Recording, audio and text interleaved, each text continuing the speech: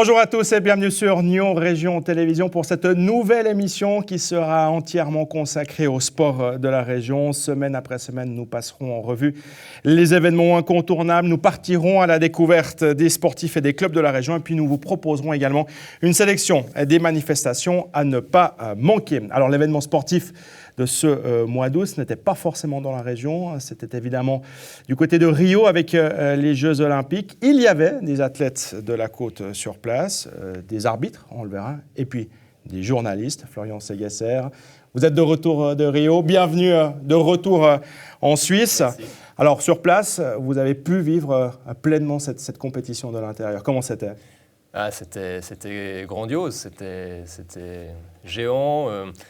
Il y a eu une bonne surprise aussi parce on parlait beaucoup de ce qui n'allait pas avant les Jeux. On s'est rendu compte que sur place, ça fonctionnait. On était agréablement surpris. Enfin, je veux dire, Zika était pas du tout présent à Rio. C'était une psychose montée avant l'événement. Le métro marchait. Alors tout n'était pas parfait, de loin pas, mais ça n'a pas impacté sur le quotidien, sur notre quotidien et sur celui des athlètes.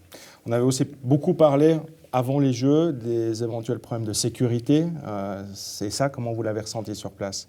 Alors personnellement, à aucun moment je me suis senti en insécurité. Enfin, je veux dire, la présence militaire était renforcée sur les points, disons, les points stratégiques de la ville, Copacabana, Ipanema, sur les lieux de compétition. Donc l'armée était présente et lourdement armée, donc là il n'y avait pas de problème. Après, évidemment, comme dans toute grande ville, vous prenez vos précautions et vous ne vous baladez pas n'importe où, à n'importe quelle heure. Alors vous étiez sur place évidemment pour suivre, couvrir ces Jeux Olympiques avec en ligne de mire les athlètes de la côte. On ne peut pas ne pas parler de Léa Sprunger. Il y avait beaucoup d'attentes autour de Léa et voilà, elle a fait la pire course de sa vie, c'est elle qui l'a dit. Comment vous l'avez vécu, vous, sur place ? Comment vous l'avez perçue, Léa Sprunger ? C'est vrai que des athlètes de la région, c'est celles qui arrivaient avec les plus grandes ambitions. Ces ambitions étaient légitimes au vu de la saison qu'elle fait, une saison extraordinaire, puisqu'elle était médaillée de bronze au championnat d'Europe. Elle a battu quasiment tous ses records personnels, donc elle visait la finale. C'était un objectif élevé, mais qu'elle avait, je pense, vraiment dans les jambes. Et oui, voilà, il y a eu un couac le jour sans au mauvais moment, quoi. Alors c'était évidemment un grand choc pour elle en premier, pour son entourage aussi. Pour nous également, on ne s'y attendait pas forcément, même si évidemment, en sport, toutes les courses sont à jouer, enfin sont à courir, comme chaque match est à jouer. Mais voilà, c'est pour elle une énorme déception. Il y a beaucoup de larmes qui ont coulé sur le moment, mais je ne doute pas, au vu de son caractère, qu'elle saura rebondir. Alors, parmi les autres personnes que vous avez rencontrées sur place, il n'y avait donc pas uniquement des athlètes, il y avait des bénévoles, des spectateurs, des supporters suisses qui avaient fait le déplacement. Et puis, il y avait également Régis Joly. Alors, le conseiller communal nyonnais n'était pas là-bas en campagne, il officiait comme arbitre des compétitions d'aviron. Et on est allé à sa rencontre hier pour évoquer avec lui son aventure olympique. Les conditions sont encore estivales aujourd'hui à Nyon avec vous, Régis Joly. Vous avez encore des étoiles plein les yeux, j'ai l'impression, depuis votre retour de Rio. Bonjour Mike, effectivement, ça fait une semaine maintenant que je suis rentré des régates d'aviron à Rio. Ma première expérience olympique, une expérience magnifique dans cette ville merveilleuse et des Jeux qui se sont déroulés de manière idéale pour l'aviron suisse, puisque sur les 4 bateaux engagés, une médaille d'or et 2 diplômes olympiques. Une belle consécration pour nos rameurs. Cette médaille d'or, vous l'avez vécue de très près, au début en tout cas, racontez-nous. Oui, alors ce jour-là, j'avais la chance de donner le départ des finales, c'est-à-dire que j'ai vu nos rameurs à moins de 5 mètres. J'ai donné le commandement de départ de cette course et puis après j'ai pu suivre le commentaire à la radio comme tous les gens dans la tribune et sur les 500 derniers mètres, retenu mon souffle avec mes collègues pour entendre que finalement ils passaient largement devant les autres. C'était un moment vraiment magique. Et puis on a eu la chance ensuite d'être invité par Suisse Olympique pour la petite réception qui était donnée pour les médaillés à la Swiss House. Là encore un grand moment de plaisir, de bonheur et puis de partage avec nos athlètes pour discuter avec eux et notamment le plaisir, notamment en discutant avec Lucas Tramer, de dire « Ah mais c'est toi qui nous donnais le départ, j'ai reconnu ta voix ». Donc c'est vrai que c'était vraiment un moment magique. Bien évidemment les autres bateaux suisses, c'était aussi des moments extraordinaires de pouvoir partager sur ces Jeux. En quelques mots, quel était votre rôle finalement sur place? Qu'est-ce que vous avez fait? Alors j'ai fait donc des opérations de start, donc donner le départ des courses. J'ai aussi fait des opérations d'arbitre sur l'eau, donc contrôler que le déroulement du parcours se fasse comme il faut.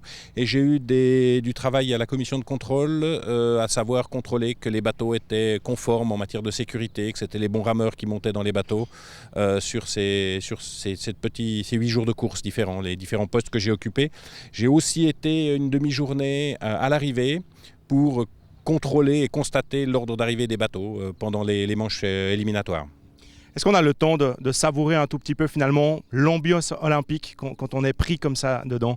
Alors, c'est difficile parce qu'on avait des journées relativement longues, debout 5h30, on rentrait à l'hôtel vers 3-4h l'après-midi et à partir de là, oui, on a pu profiter parce qu'on a eu des augmentations de nos accréditations qui permettaient d'aller visiter d'autres sites de compétition. On a aussi participé à la cérémonie d'ouverture dans le public. Donc oui, j'ai personnellement pleinement profité de mon expérience olympique, sachant que dans une carrière d'arbitre, il n'y en a qu'une. Et heureux que ce soit Rio et pas une prochaine autre compétition. On a beaucoup parlé avant les Jeux des problèmes d'organisation, de sécurité. Vous, comment vous l'avez perçu sur place? Alors, on va être vaudois, je vais dire que j'ai été déçu en bien, dans le sens où pas de problème de sécurité. L'organisation est quelque chose qui fonctionnait bien, en dehors des aspects transport, mais compte tenu des embouteillages qu'il y avait en ville, ils pouvaient difficilement faire mieux.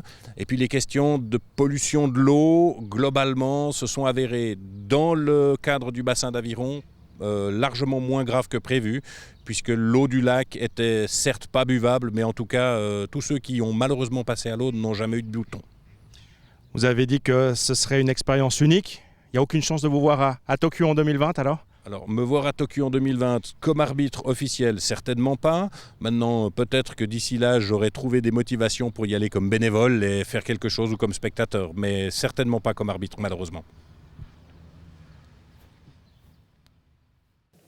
Alors, on le sent dans le récit de Régis Joly, c'est une expérience personnelle aussi qui est assez incroyable. J'imagine que pour vous aussi, Florian, il y avait non seulement le côté du travail, mais personnellement, c'est quelque chose d'incroyable, les Jeux. Oui, parce que c'était aussi mes tout premiers, donc c'est vrai que quand on aime le sport, les Jeux, ça fait rêver. Alors, les athlètes avaient ce but-là depuis 4 ans, peut-être même plus pour certains. En tant que journaliste et fan de sport aussi, c'est quelque chose d'extraordinaire d'être... Et vous en avez profité d'ailleurs pour aller sur quasiment tous les sites de compétition? Oui, quasiment tous. Juste un site, Deodoro, on n'a pas mis les pieds parce qu'au niveau de l'agenda, ça ne jouait pas. Parce qu'il y avait 4 grands sites qui étaient quand même plus ou moins... qui étaient éloignés, où on mettait quand même passablement de temps pour rejoindre. Donc c'est vrai qu'on choisissait vraiment où on voulait aller chaque jour. Et le choix était dirigé par le programme des athlètes de la région, évidemment. Donc, mais on en a pleinement profité, oui. Oui, vous en avez profité, vous en garderez, j'imagine, des souvenirs encore plein la tête. Oui. Ça fera des belles histoires à raconter aux enfants et aux petits-enfants à l'avenir. Exactement. Merci beaucoup, Florian Sagasser, d'être venu nous raconter justement votre expérience olympique cet été. Alors, on va parler polo. Maintenant, c'est un sport qui n'est plus discipline olympique, mais le polo l'a été au début du XXe siècle avec le Gégère Lecoultre Polo Masters qui se déroule actuellement sur les installations du Polo Club de Vettet à My. Les finales sont prévues dimanche prochain, le 28 août, dès 11h30. L'entrée est libre et c'est l'occasion pour nous de partir à la découverte de ce sport en compagnie de Simon Luginbull du Polo Club de Vettet. Le polo, c'est un sport qui est millénaire, donc on a des règles qui ont été ajoutées un peu au fil du temps. Mais les règles principales, pour simplement déjà parler du terrain, c'est un terrain qui fait 275 mètres par 145. Ça, c'est notre dimension officielle. On peut les trouver un peu plus grands, un peu plus petits, ça dépend un petit peu. Et on joue à 4 contre 4, donc 4 joueurs contre 4 joueurs sur cette surface. Et le but, c'est de marquer des goals d'un côté et de l'autre du terrain en sachant qu'on change de côté à chaque goal marqué. Le GGR Le Cool Polo Masters est un tournoi vraiment qui accueille des joueurs très très importants.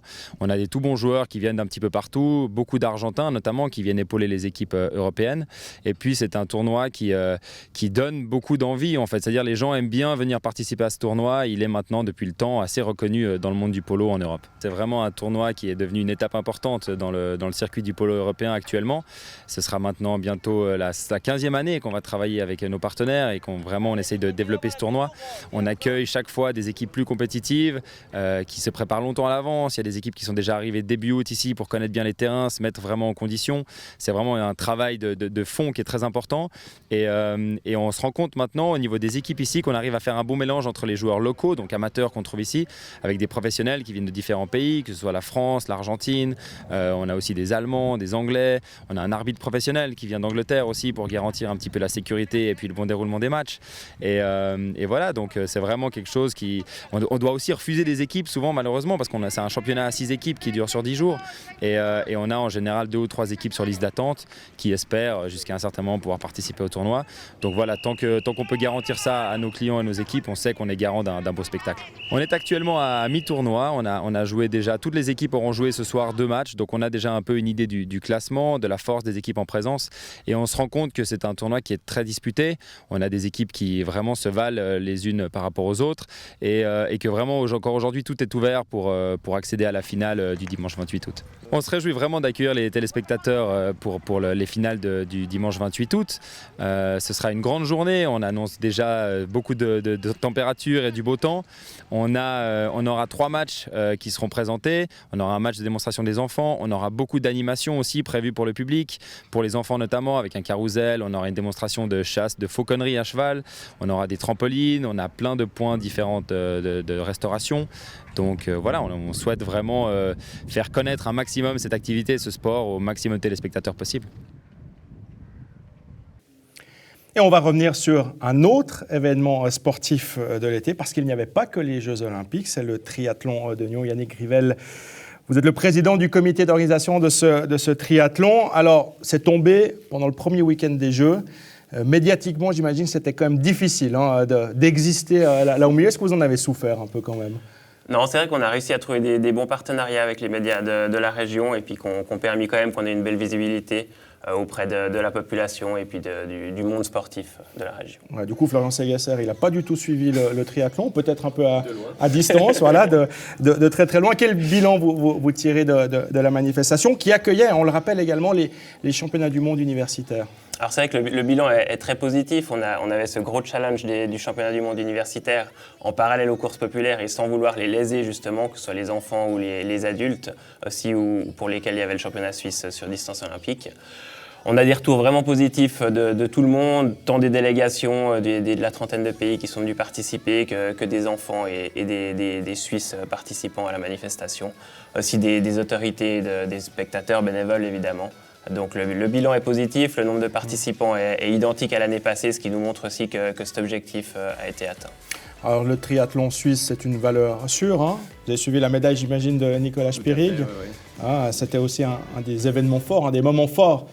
On est gâtés en Suisse. De ces Jeux. Alors, médaille d'or il y a 4 ans, médaille d'argent cette année pour Nicolas Spirig. C'est évidemment de nature, j'imagine, à maintenir l'engouement, l'intérêt, notamment auprès des jeunes de ce sport.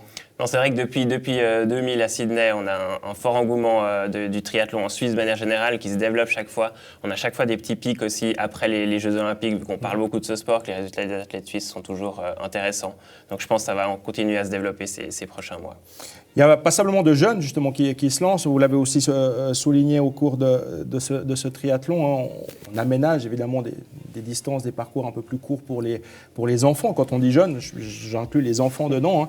Ça leur fait pas peur le triathlon. A priori, les enfants, ils y vont quoi.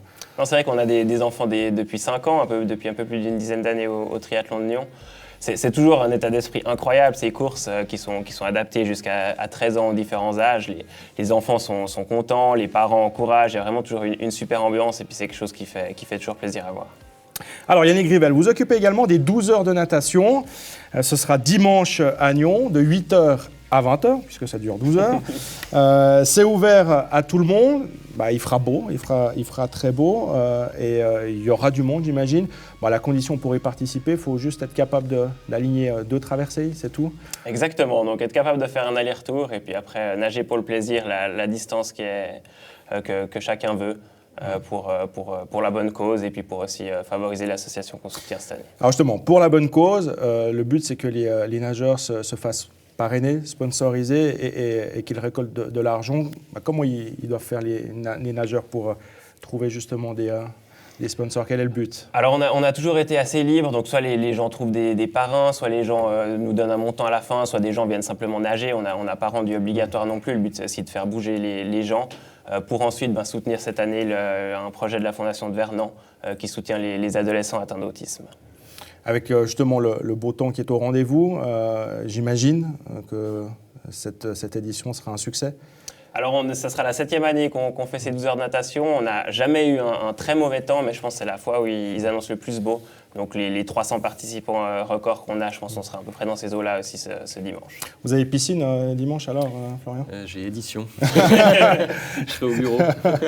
Pas de chance. Mais je pense que je ferai un petit saut à Colovray puisqu'il y a le Festival des sports aussi. Donc on prendra un peu le soleil. Exactement. Oui, c'est vrai que ces 12 heures de natation, elles s'inscrivent dans le cadre du Festival des sports de la ville de Nyon. 52 disciplines à découvrir gratuitement au travers d'initiations, de démonstrations et d'animations pour petits et grands. Et ce sera donc à Colovray, au centre sportif et à la piscine entre 10h et 17h. Il y aura des nouveautés, une dizaine, parmi lesquelles l'Urban Aqua Training, le patinage artistique sous l'égide du Hockey Club de Nyon, le flamenco et la danse classique, le football américain avec le club des Centurions de la Côte. Et puis à noter que Léa Sprunger sera également présente à ce Festival des sports pour une séance de dédicace prévue de 11h à midi.